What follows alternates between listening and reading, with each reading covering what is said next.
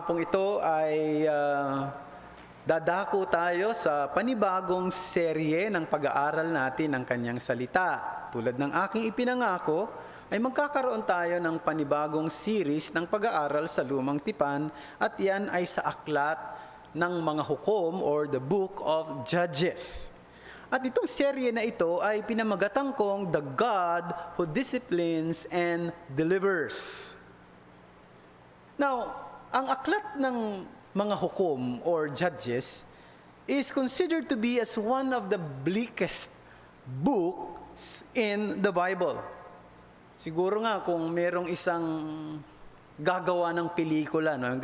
Isa sa pelikula, itong aklat ng judges, tiyak ko ito ay rated R for adults only. Kasi napakadaming unpleasant scenes dito. Merong violence, ang tindi ng mga karahasan na makababasa natin. Andyan yung mga karumal-dumal na pagpatay, brutal na pagre-rape. Andyan yung idolatry, perversion, at marami pang iba. I can still remember na nung bata pa akong Christian, unang mabasa ko yung Book of Judges as a young Christian, na-shock talaga ako. At nagkaroon pa ako ng confusion. Sabi ko, bakit may ganitong mga naisulat sa Bible? Kasi isipin mo, no? Halimbawa lang, Book of Judges, chapter 19 yata yon. Merong isang Libita, kung nabasa nyo yan, merong isang Libita, sinundo niya yung kanyang concubine, yung kanyang kabit. Kasi lumaya sa bahay niya umuwi doon sa kanyang mga magulang. So sinundo niya ron. Nung sinundo niya, nung sila'y pauwi na, inabot sila ng gabi. So pinatuloy sila ng isang matanda doon sa kanyang tahanan at nalaman ng mga tao doon sa lugar na yun, kung tawagin ay Gibeah, sa city of Gibeah, sa teritoryo ng mga Benjamites o ito ay tribo ni Benjamin. Nalaman ng mga kalalakihan na may bisita yung matanda at ang sabi ng mga kalalakihan, palabasin mo yung bisita mong Libita dyan, lalaki yun ha. Gusto nilang makipagtalik doon sa lalaki. Sabi ng matanda, huwag niyong gawin yan sa aking bisita. Meron akong mga anak dito na mga babae, mga virgin pa. Siya na lang, imagine mo, ibibigay na lang niya yung mga anak, huwag lang dito sa bisita niyang Libita. Ayaw ng mga lalaki. Gusto talaga yung ngayon, nung hindi naman nila mapilit, ang kinuha na lang, yung concubine, yung babaeng kabit ng Libita. At buong magdamag, na hinalay siya, sabi, ng lahat ng mga kalalakihan sa syudad ng Gibeah. Isipin niyo yan.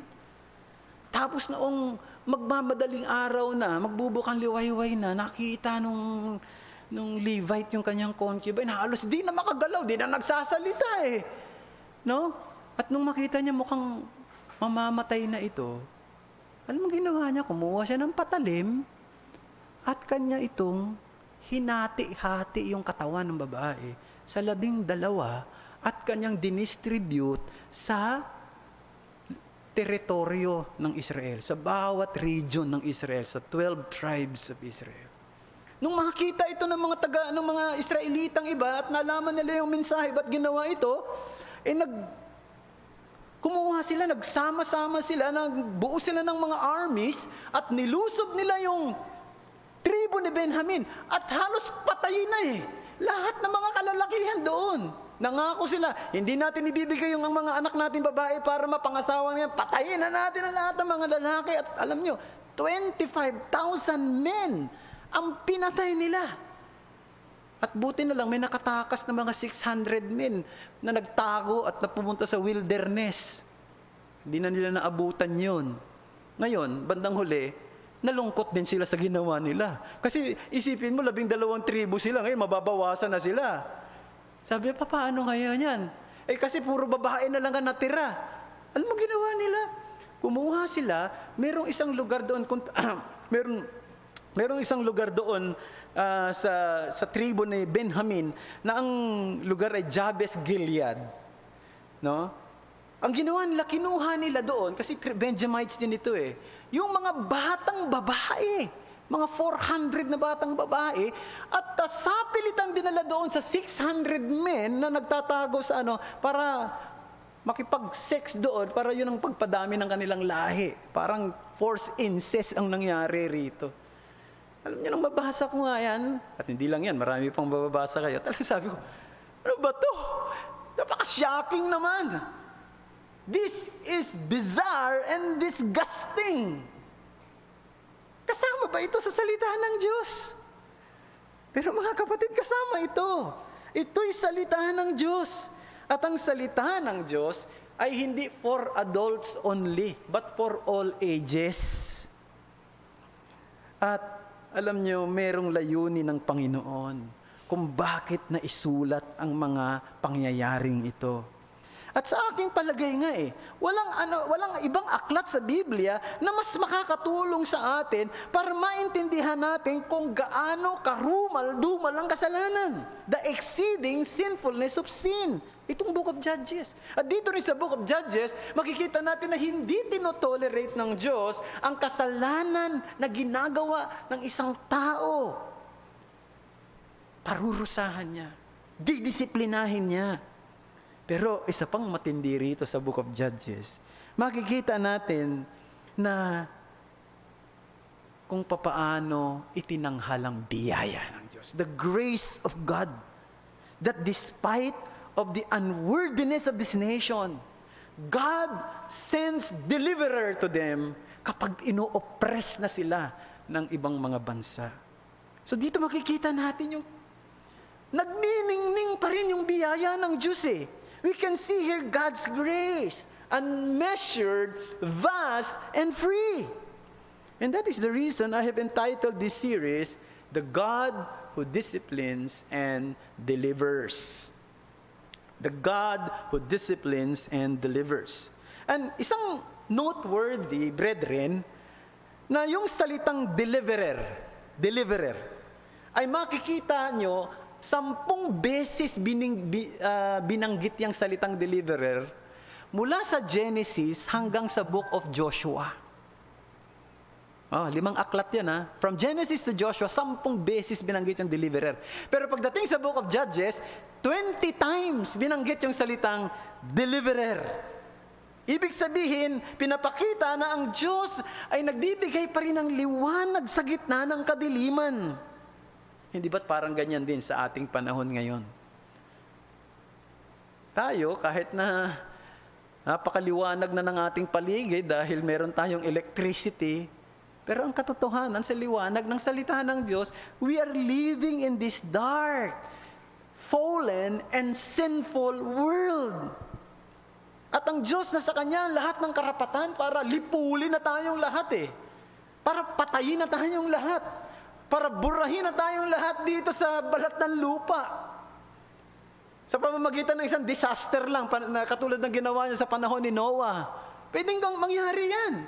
Mawala na tayong lahat dahil sa ating pagiging makasalanan.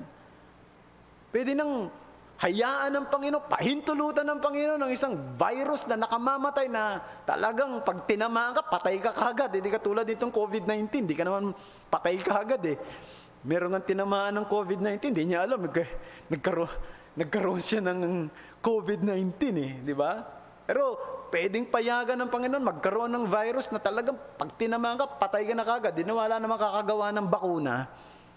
Wala nang makakagawa ng mga gamot para i-arrest yung virus na yan. Pwede mangyari yan. Pero hindi hinahayaan ng Diyos na mangyari ang lahat ng ito. Ang Diyos pa rin ay Diyos ng kahabagan at biyaya. Kahit na siya'y nagdidisiplina, siya rin ay nagliligtas. It is because that God, though disciplines, yet He also delivers. Now, ngayong hapong ito, ay nagpasya ako na gumawa muna ng overview sa Book of Judges. So, yung parang sinasabi nga natin, we are to lay the forest before exploring the individual trees, no? Tingnan muna natin yung kabuuan ng gubat bago natin tingnan ang bawat puno na naroroon. So yan ang ating gagawin ngayong umagang ito sa pagsimula, sa ngayong hapong ito sa pasimula ng ating series dito sa Book of Judges. So dalawang bagay ang ating titingnan. Let's look at the layout of Judges, and then we will be looking at the lessons from the Book of Judges. So layout and lessons. Now, gusto kong magbigay muna ng maikling comment patungkol doon sa titulo at saka may akda nitong aklat na ito.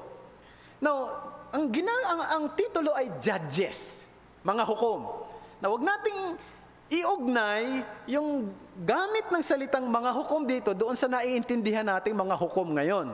Ano ba yung naiintindihan natin ng mga hukom ngayon? Yung mga hukom sa korte na nakasuot ng robe na kulay itim na humahatol sa isang anumang kaso na inihahain sa kanila. O wag nating isipin na katulad ni Simon Cowell, yung sikat na judge sa British Got Talent, no?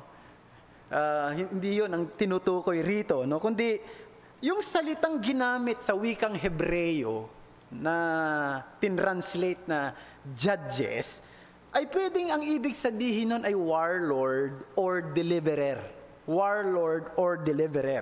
So pwede rin siyang maging hukom, nagpapasya sa mga pangyayari, pero mainly, ang kanyang trabaho ay tulungan ang isang bayan o ang isang region o ang isang tribo sa kanilang pakikipaglaban sa isang bansa na nagpapahirap o naniniil sa kanila. So yun ang trabaho nila, no? So yun yung judges na binabanggit dito. Now, sino ang may akda? Oh, the author is anonymous. Hindi natin alam kung sino talaga ang sumulat ng Book of Judges. Pero ayon sa tradition, sinasabi na si Samuel daw. Ayon sa mga Jewish tradition, pinaniniwalaan nila na si Samuel. Pwede rin naman, pero hindi pa rin natin tiyak. Kasi merong salita na paulit-ulit na binanggit dyan sa Book of Judges. Kapag binasa na ninyo, mababasa ninyo, maraming beses binanggit ito yung salitang ito. In those days, there was no king in Israel. Sabi, in those days, there was no king in Israel. Ano yung pinaghihiwatig ng salitang yon? Yung sumulat ng Book of Judges ay bumabalik sa panahon, no, na wala pang hari ang Israel. Na wala pang tagapanguna ang Israel. Ibig sabihin, naranasan niya kung paano nagkaroon ng hari.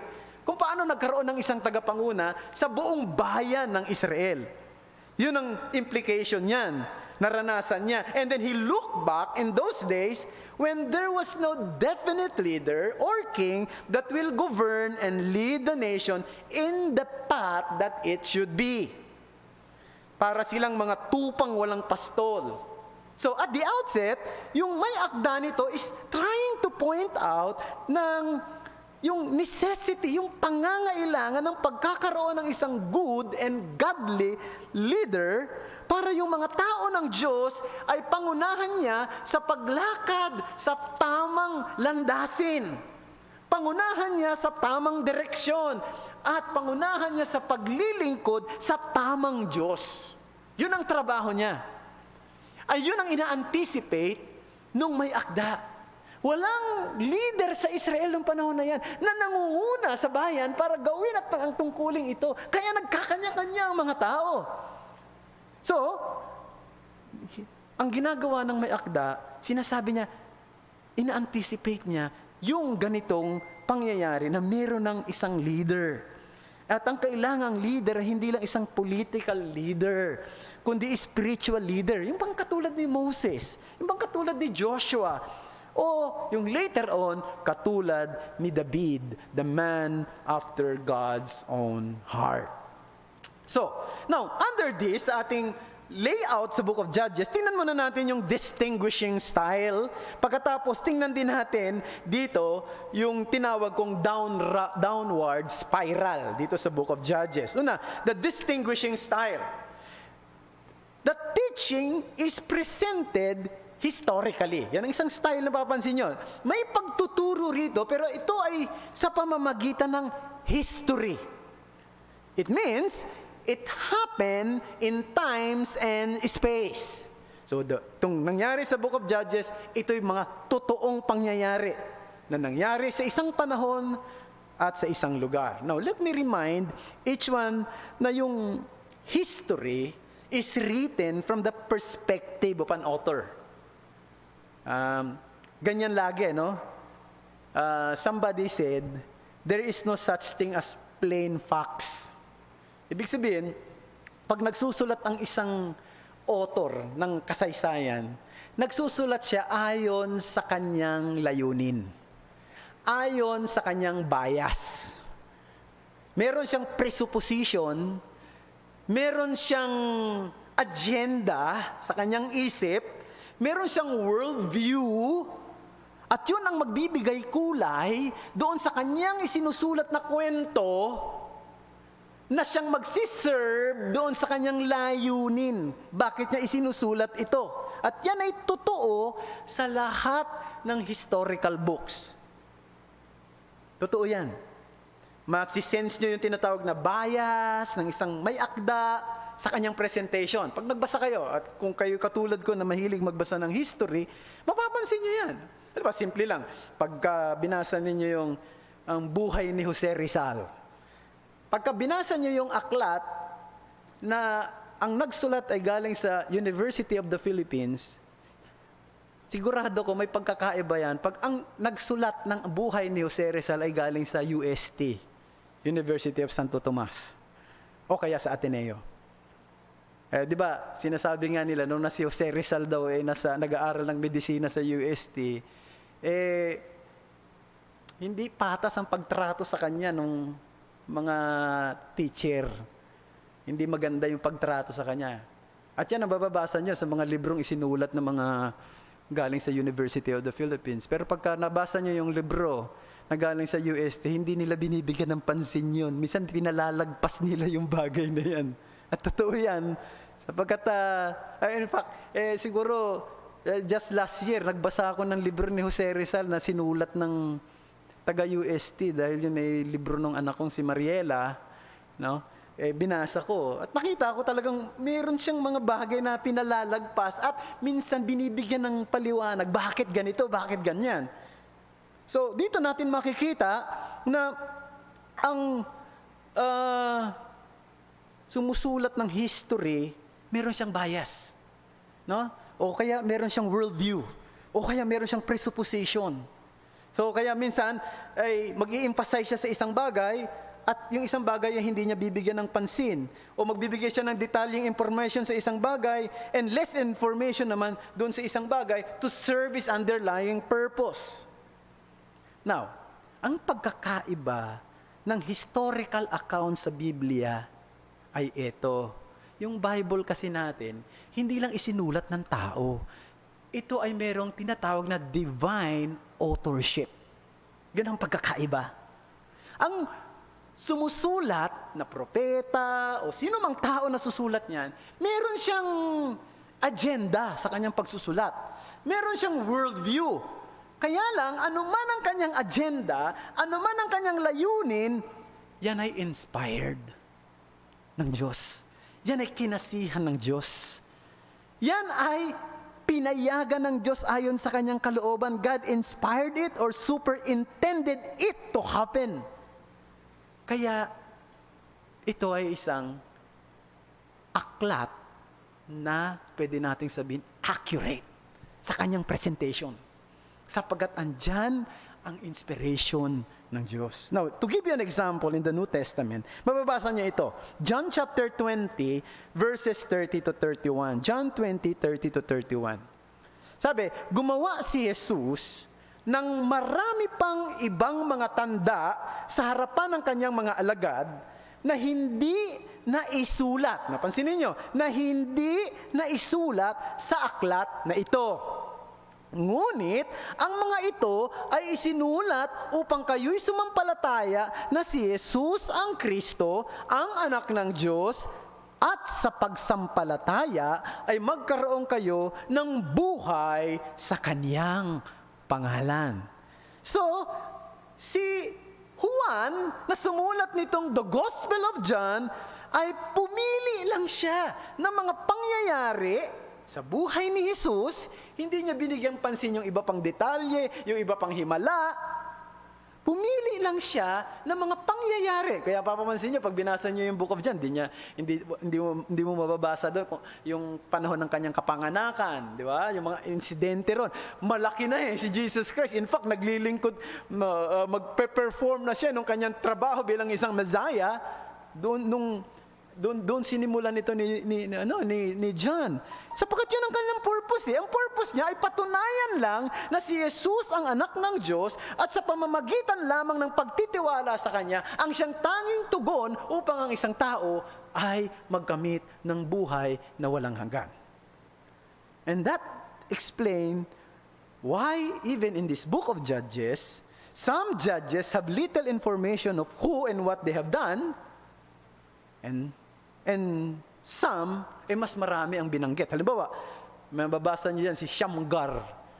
Si Shamgar, ayon sa chapter 3, verse 31, isang verse lang binanggit sa pangalan ni Shamgar. At sabi, si Shamgar ay pumatay ng 6,000 o 600 Pilisteo sa pamamagitan ng panusok ng baka, ox goad ang tawag doon. Yun lang ginamit niya. At yun lang din ang binanggit patungkol sa kanya.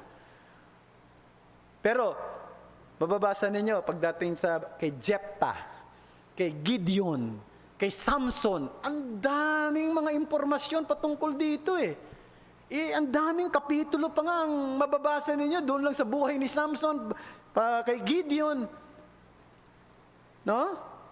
It is because the author wanted to communicate a certain theme. And what is the theme? The theme is, when people disobey God, He will discipline them. And when they repent, God will send a deliverer. God will deliver them. So yun ang unang bagay. Ito'y pagtuturo sa pamamagitan ng kasaysayan. And moreover, in this book, yung pangyayari, the events are presented not chronologically, but geographically. Pag sinabi kasing chronological, timeline yan yung sunod-sunod. Hindi ganon ang Book of Judges. Sabi na maraming mga nag-aaral ng Biblia, mga scholars, commentators, pagka daw naging chronological yung Book of Judges, it will be more than 400 years ang kanyang span, yung kanyang period. At kung ito ay magiging more than 400 years, mag-i-spill over siya sa panahon ng mga hari. At yun ay very unlikely. Imposible yun. So, kung ganun daw ang nangyari, si Samson maaring nabuhay sa panahon ni Goliath. Very interesting din, kung sakaling nangyari yun. Si Samson nabuhay sa panahon ni Goliath. Di magandang labanan yun, Si Goliath ng Philistine at si Samson na napakalakas. May panapat na talaga. Pero hindi naman totoo. At hindi nga sila nagpang-abot. Kasi hindi ito chronological, kundi geographical. Ang ibig sabihin ng geographical, maaring itong mga pangyayari ito sabay-sabay. May mga pangyayari na magkasabay na nangyari. Halimbawa, yung si Samson, si Barak, saka si Deborah, they were serving at the same time in different regions of Israel. At sabi rin ng mga nag-aaral nitong Book of Judges ay yung mga later part na binanggit dito, yung mga earliest judges na binanggit dito, sila actually yung mga nasa huli. At yung mga nasa huling bahagi ng Book of Judges, na mga judges, sila yung mga nauna in regards to time. So hindi siya talaga timeline, hindi siya chronological, kundi geographical. So nangyayari, may nangyayari dito sa isang tribo, may nangyayari rito, magkasabay, no? So, yan ang presentation ng Book of Judges in terms of its layout. Now, let's go to another point, the downward spiral. As you read the book of Judges, it reveals that the book is devoted to a downward spiral or recurring events. Or recurring cycle, yung paulit-ulit na cycle. And this cycle may be diagrammed in this way. Merong rest, merong rebellion, merong retribution, merong repentance, and then ire-rescue, at babalik na naman sila sa rest. Ganyan pa ikot-ikot. So may kapayapaan, mapanatag ang buong bayan, no? Tapos magre-rebelde sila sa Diyos. Sila ay lalabag sa batas ng Diyos, sila ay sasamba sa mga Diyos-Diyosan, magagalit ang Diyos sa kanila, parurusahan sila ng Diyos sa pamamagitan ng pagpapadala, no, ng mga bansa na magpapahirap sa kanila. Tapos pag nahirapan na sila, hihingi sila ng tawad sa Panginoon, magre-repent sila ng kanilang kasalanan. Pagpapadala naman ng Panginoon ng isang rescuer, ng isang deliverer, at ililigtas sila, babalik na naman sila sa rest o magiging mapayapa na naman. Yan, paikot-ikot yan. Mababasa nyo sa Book of Judges. Unang-unang binanggit yan, yung first cycle is described in Judges chapter 3, verses 7 to 11. Basahin lang natin. Hindi natin babasahin lahat kasi hahaba tayo. Itong Judges chapter 3, verses 7 to 11, ito yung mababasa natin. Ito yung unang-unang cycle na binanggit yan. And the people of Israel did what was evil in the sight of the Lord. So yan ang rebellion. They forgot the Lord their God, and they served the Baals and the Asheroth. Therefore, the anger of the Lord was kindled against them. Ito na yung retribution ng Diyos. And He sold them into the hand of Cushan Rishathaim, king of Mesopotamia. And the people of Israel served Cushan Rishathaim 8 years. So yan, nagkaroon ng retribution, nahirapan sila. But when the people of Israel cried out to the Lord, ito na yung repentance, the Lord raised up a deliverer. Ito na yung rescue, no? For the people of Israel who saved them, Othniel, the son of Kenaz, Caleb's younger brother, the Spirit of the Lord was upon him, and he judged Israel, and he went out to war, and the Lord gave Cushan Rishathaim, king of Mesopotamia, into his hand, and his hand prevailed over Cushan Rishathaim, so the land had rest for 40 years. So balik na naman sila doon sa cycle na yan. So paikot-ikot lang yan. Rest, rebellion, retribution, repentance, rescue. Now, this cycle indicated na ang Diyos ay nagpakita pa rin ng kanyang biyaya dito sa bayang ito. It only shows, brethren, siguro kung meron akong gustong bigyan ng pansin dito ay ito. It only shows that salvation is never by obedience to the law. Ang kaligtasan ay hindi sa pamamagitan ng pagsunod sa batas. Sapagkat of all the people of the earth, then, Israel had a clear command from God and how they were to live. Yung ibang mga bansa nasa kadiliman Pero yung Israel may malinaw na utos sa Diyos. Sila lang ang may malinaw na utos galing sa Diyos of all the people of the earth. Pero ano nakikita natin? Dito sa bayang ito, na binigyan ng Diyos ng malinaw na utos, dito nakikita ang pagsuway. Sapagkat ang tao ay makasalanan at mahina at hindi niya kayang sundin ng buong buo ng 100% ang batas ng Diyos. Ano ang kailangan ng tao? Ang kailangan ng tao ay ang pagkilos ng Diyos sa puso niya. The regenerating work of God in his heart. Yan ang kailangan niya. Yan ang kailangan ng tao. Sa anumang panahon, sa anumang henerasyon, sa anumang klase ng kultura meron siya. Maaaring nabubuhay siya sa panahon na napaka-primitive ang lifestyle. Maaaring nabubuhay siya sa panahon na technologically advanced na ang mga gawain ng mga tao roon at ang mga sistema ng mga tao roon. Kung walang regeneration, kung walang pagkilos sa puso, kung hindi sila maipapanganak na muli sa pamamagitan ng Espiritu Santo, walang pagbabagong mangyayari. Aalingaw-ngaw at aalingaw-ngaw pa rin sa lahat ng lugar, sa lahat ng panahon, sa lahat ng kultura. Yung mababasa nating paulit-ulit dito sa Book of Judges, and everyone did what was right in their own eyes. Yan ang mababasa pa rin natin. Gagawin at gagawin pa rin ng tao yung nakikita niyang tama sa kanyang paningin at hindi kung ano ang kalooban ng Diyos. So, yan po yung maikli lang. Marami pa akong pwedeng sabihin. Sa tingin ko lang yung iba, napaka-technical na masyado at hindi na ito masyadong mas mahalaga pa na pwede nating pag-usapan ngayon. Pero let's go to the second heading, the lessons of Judges. Na marami pang lessons tayo mapag-aaralan sa susunod nating mga pag-aaral. But gusto ko lang i-summarize siguro yung kabuuhan na pwede nating makitang leksyon sa buong aklat ng Judges sa tatlong bahagi. Unang-una, makikita natin dito. First, the stunning grace of God exhibited. The stunning grace of God exhibited. Judges chapter 2, verse 18b. For the Lord was moved to pity by their groaning because of those who afflicted and oppressed them.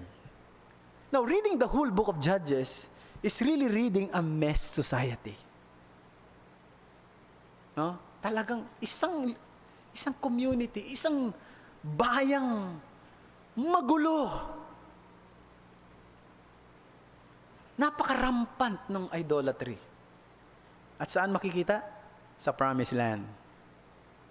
Na, siguro pwede natin sabihin, maiintindihan mo na yung idolatry ay nandoon sa mga kapitbahay nilang bansa.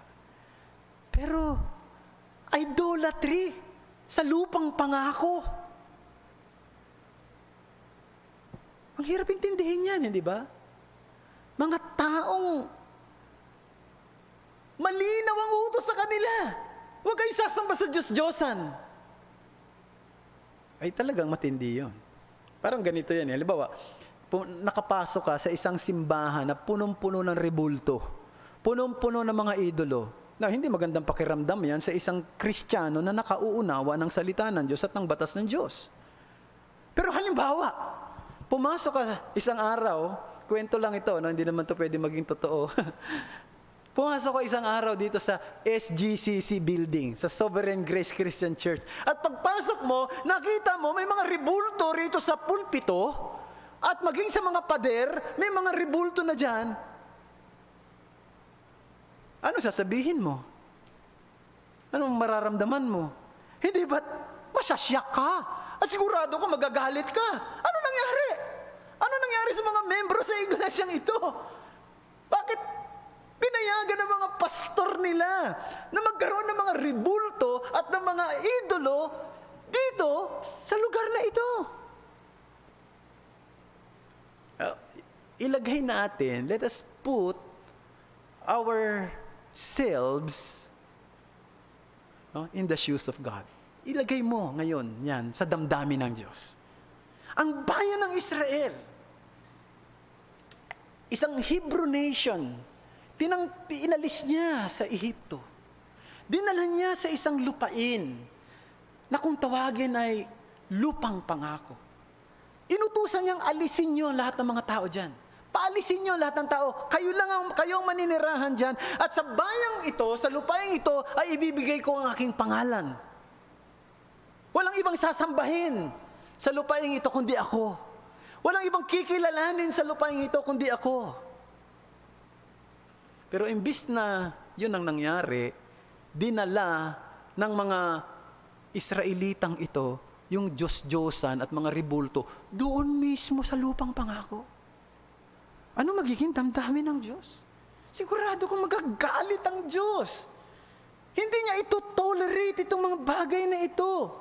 Sigurado kung parurusahan niya mga taong ito. Napakabuti ng Diyos sa kanila, tapos ganito naging kapalit. Siguradong sisingilin sila ng Diyos. At yan ang ginawa niya. Anong ginawa niya? Pinadala niya ang mga bansa na magpapahirap sa kanila, aalipinin sila, i-oppress sila, dadambungin ang mga pag-aari nila, ang mga pananim nila, ang kabuhayan nila, sisirain lahat. Yun ang ginawa niya. Pero itong napakaganda sa tuwing sila ay iiyak sa Diyos, magsisisi ng kanilang kasalanan, anong gagawin ng Diyos? God sends deliverer. Naaawa ang Panginoon sa kanila. Yun ang binasa natin kanina, di ba? The Lord was moved to pity by their groaning. Naaawa ang Diyos sa kanila. Napakaganda, di ba? Nakikita niyo yung biyaya ng Diyos dito? At ito ay isang blessing sapagkat itong Diyos na yun, na nagpapadala at naaawa sa bayan ng Israel, ito yung Diyos natin Ito yung Diyos na sinasamba natin Ito yung Diyos na pinaglilingkuran natin. Ito yung Diyos na nagligtas sa atin. At kahit na Christian na tayo, we fail God. Diba? We also fail God every day sa buhay natin. Yes, minsan, dahil nga sa mga pagkakamali natin, sa mga nagawa nating kasalanan, hinahayaan pa nga ng Diyos na kainin natin yung consequence ng ating kasalanan. Pero, every time na lalapit tayo, aaminin natin yung kasalanan natin, at hihingi tayo ng patawad sa Kanya, sincerely, anong gagawin ng Diyos? Patatawarin niya tayo, at i-restore niya tayo. Napakabuti ng Panginoon, no? At minsan, kung magiging tapat tayo, mas matigas pa nga puso natin doon sa mga taong lumalapit sa atin para humingi ng tawad, di natin mapatawad Pero ang Diyos, hindi, napakabait niya Nagpapatawad siya doon sa mga taong lumalapit sa Kanya. Nagpapakababa sa Kanya. At kumikilala ng kanilang kasalanan. Ang biyaya ng Diyos ay talagang maningning. At yan ang Diyos na ating pinaglilingkuran. Yan ang Diyos na ating sinasamba. Pero may pangalawa pang leksyon. At ito yun. Dapat, ang pangalawang leksyon na ito, the steady education or training to children enforce. Ang pagpapatuloy ng pagtuturo sa ating mga anak ay binibigyang diin dito. O ini-enforce dito. Now, this book tells us that the problems develop because of failure to teach their children in the way of the Lord. Now look at Judges chapter 2, verse 10b. Ano sabi doon? And there arose another generation after them who did not know the Lord or the work that He had done for Israel. So mapapansin ninyo, ang nagpalala talaga ng pangyayari, yung susunod na henerasyon, hindi kilala ang Panginoon. At hindi alam ang mga ginawa ng Panginoon sa bayan nila noon. Anong ibig sabihin? Ibig sabihin, yung kanilang mga magulang, hindi sila tinuruan ng tama sa daan ng Panginoon. Naging tamad sila sa pagtuturo sa kanilang mga anak sa mga bagay na may kinalaman kay Yahweh. So ano nangyari? Yung kanilang mga anak ay lumaking walang alam sa Diyos, walang takot sa Diyos, at sila rin ang nag-ambag sa pagdami ng mga taong masasama sa kanilang henerasyon. Siguro yung iba may konting alam, they have the head knowledge patungkol sa Diyos. Kaya nga, sabi, pagka dumarating na yung oppression, they learn to cry to God, di ba? Umiiyak sila sa Diyos at humihingi ng tulong sa Diyos kapag dumarating na yung pressure. Pero yung kanilang religious conviction, yung kanilang spiritual life, very superficial, napakababaw. Wala silang malalim at totoong kaugnayan sa Diyos. Kaya nga yung impluensya ng kasamaan sa kanilang kapaligiran ay madaling makapasok sa kanilang buhay, sa kanilang mga tahanan, sa kanilang pagkatao. Ano sinasabi rito sa atin? Yung pangangailangan talagang ituro sa ating mga anak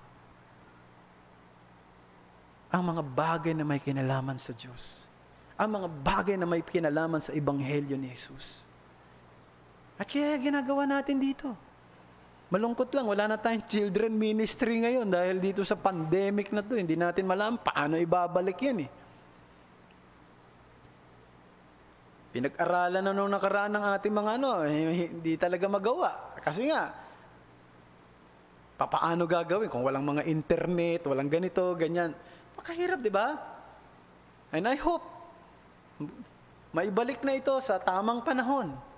Pero, tayong mga magulang na Kristiyano, ay may obligasyon na turuan ang ating mga anak sa daan ng Panginoon. We have this duty to tell to our children consistently the way of the Lord. Hindi lang para sa kanilang kabutihan. Hindi lang para sa kanilang kaligtasan. Para sa susunod na henerasyon. Kung gusto natin na ang susunod na henerasyon ay mga henerasyong may pagkakilala at may pagkatakot sa Panginoon, ngayon, ang simula na dapat natin gawin ito. Alam nyo, talagang minsan, hindi natin pwedeng itanggi ang katotohanan. Napakababaw lagi ng ating nakikita. Gusto natin gawin kung ano lang yung para ngayon. Wala ka na tayong pakialam. Pag patay na ako, wala na. Hindi ko na nalalaman yan Tungkulin natin na pangalagaan ang susunod na henerasyon. Tungkulin nating pangalagaan ang mangyayari kapag wala na tayo rito sa mundong ito. At isa sa mga simpleng paraan, pwede natin sabihin, simple man sa tingin natin, pero ito'y may matinding implikasyon kung gagawin natin.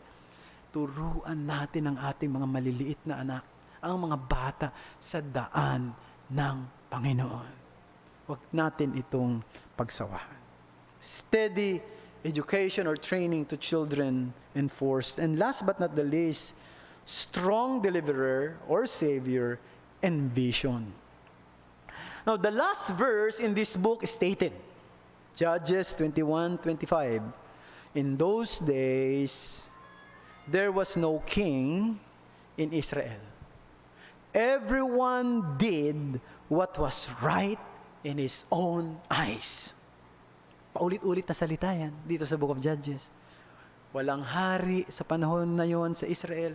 Ginagawa ng lahat ang kanilang ibig ayon sa kanilang paningin. So, ano sinasabi nito?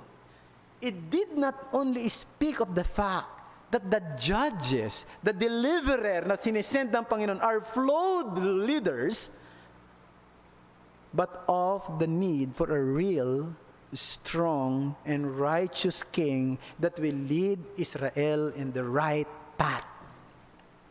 Yung mga pinadala ng Panginoon, si Samson, si Jephthah, si Gideon, ano makikita natin sa kanilang pagkatao? Ang daming kapintasan talaga Ang daming pagkakamali at kasalanan din ginawa nila Sapagkat hindi sila talaga ang kailangang leader para ang isang bayan ay tumahak sa tamang landasin.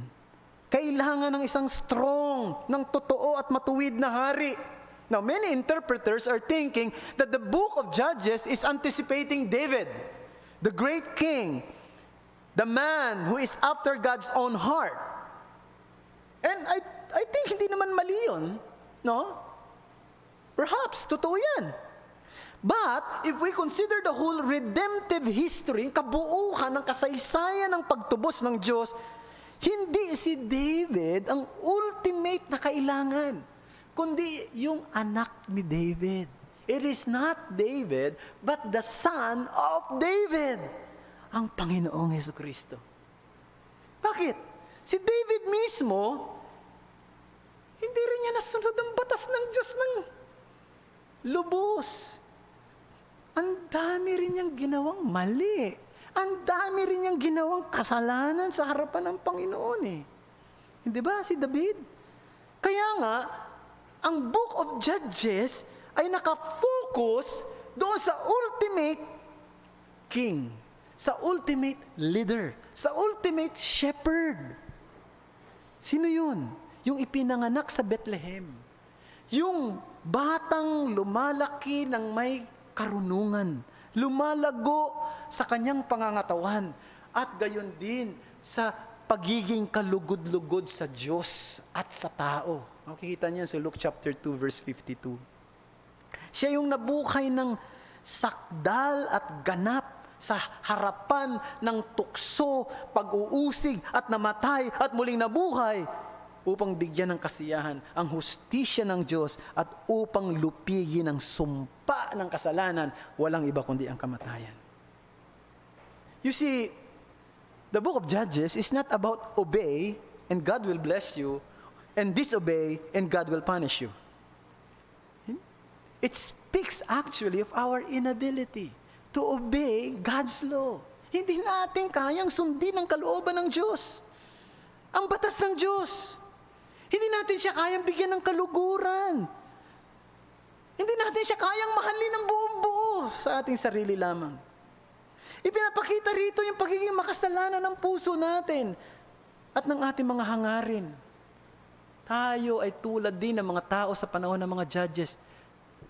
Kung hindi natin makikilala si Kristo, we will do what is right in our own eyes. Anong kailangan natin? Anong kailangan ng tao? Si Kristo. Ang ganap na tagapagligtas, ang ganap na deliverer, ang ganap na transformer o tagapagpabago ng tao. Kailangan ng tao ang Panginoon. Di ba, ewan mo familiar kayo doon sa kanta ni Steve Green, people need the Lord. People need the Lord. At the end of broken dreams, He is the open door. Kaya nga kung meron akong kinakausap dito, bata, may edad na, o kung sino man, na hanggang ngayon, wala ka pa sa Panginoon, hindi ka paligtas, tandaan mo to, hindi mo kayang sumunod sa Diyos. Hindi mo kayang mahalin ang Diyos ng buong buo. Hindi mo kayang iligtas ang iyong sarili on your own efforts. Hindi mo kayang baguhin ang sarili mo. Kaya ang kailangan mo ay ang tagapagligtas. Naganap, hukom naganap, leader naganap, shepherd naganap, ang hari na perpekto, walang iba kundi ang ating Panginoong Kristo. Sa Kanya ka lumapit, sa Kanya ka magpakababa, sa Kanya ka magtiwala. Sapagkat kung ikaw ay magtitiwala sa Kanya, yung katwiran niya ay magiging katwiran mo. Tatanggapin ka ng Diyos hindi dahil sa katwiran mo, kundi sa katwiran niya. Patatawarin ka sa iyong kasalanan kung lalapit ka at magpapakababa at mananampalataya sa Kanya. At bibigyan ka niya ng bagong puso. Isang puso na ngayon ay may hangaring sundin ang kalooban ng Diyos. At labanan yung tendency na gawin mo yung mga bagay ayon sa iyong paningin, kundi gawin mo ang mga bagay ayon sa paningin ng Diyos. Yan ang dapat mong tintandaan. Kailangan mong lumapit kay Jesus. Para sa mga Christians naman, tandaan nating lahat kung sino tayo. Let us all remember who we are. Tayo ay mga iniligtas sa pamamagitan ng dugo ng kordero ng Diyos upang tayo ay mabuhay para sa Kanya, para sa interes niya, at para sa kaluwalhatian niya. Huwag nating kalimutan yan. Huwag nating kalimutan yan. Tayo manalangin. Maraming pong salamat aming Panginoong Diyos sa mga salita mong ito na napagbulay-bulayan namin ngayon pong hapong ito sa pag-aaral namin at pasimula namin ang pag-aaral sa Book of Judges. Salamat po sapagkat niloob mo na tingnan namin ang isang aklat na ito na medyo pwede namin sabihin mahirap din talaga pag-aralan at napaka-disgusting ng mga eksena rito. At sana ang makita namin dito ay ang kagandahan ng iyong biyaya, kapangitan ng kasalanan. At yan ang mangyari. Diyan kami lumago. Palaguin mo kami sa pagtingin sa kasalanan sa kanyang kapangitan at pagtingin sa iyong biyaya sa kanyang kagandahan. As we study the book of Judges. Tulungan niyo po ang inyong lingkod sa mga preparasyon na kanyang gagawin sa mga susunod pang mga pag-aaral.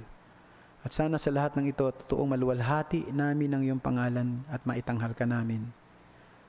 Pagpalain niyo po ang buong isang linggong haharapin namin. Ingatan mo kami sa patuloy na pagdami ng kaso ng COVID-19. Proteksyonan niyo kami, Panginoong Diyos.